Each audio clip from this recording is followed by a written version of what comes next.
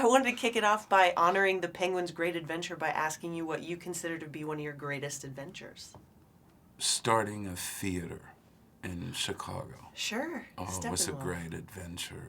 I mean, it was absolutely idiotic of us to have done it, but somehow we did. And it was sometimes a misery, but for the most part a great pleasure. That's sort of how I think a lot of the greatest things are, right? Mm-hmm. Yeah. Sometimes a misery, but when you look back, though. Pretty amazing. Yeah. Pretty amazing. Thank you for, taking on that misery for the rest of us. It's a beautiful thing came out of it. Exactly, right? Yeah. So funny to think of now. It's amazing. It'd be really inspiring, actually, being serious. That's that theatre and the work that it translated over the Atlantic as well made a huge impact on our theatre culture as well. It's a very important part of modern theatre. It's very cool. I got lost on the side of a mountain, I suppose. That was a bit of an adventure. You got in lost? Nepal. Yeah, no, I did. It was, in Nepal.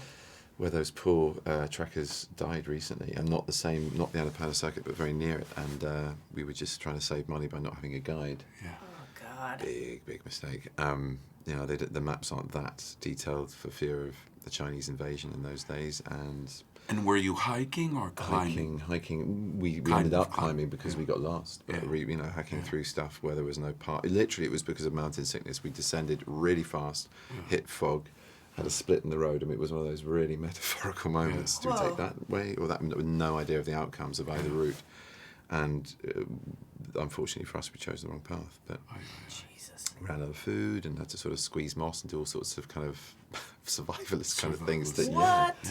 What's he called? Bear Grylls, exactly. Yeah. That was before Bear was probably going higher and sort of sprinting around on the right path. Sure. He was, or in the military as he originally was. But no, we were just amateur kids who were on a year out teaching English in West Bengal, and got very, very lost on a trip to Nepal. My son went 2 semesters and worked in orphanages in Nepal. In Nepal, really? Yeah, because I visited some there. Yeah, heartbreaking places, but really inspiring as well.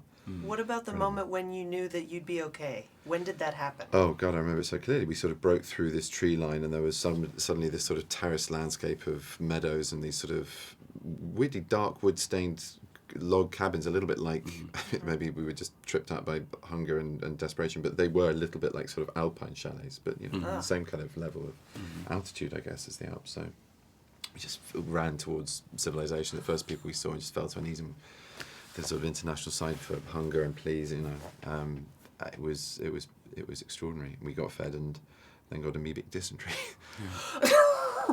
But I was grateful for that rather than being lost on the mountain. I would take that. Thanks for the doll. That's we're not coming back. Exactly. Thank you to Paul. Goodbye.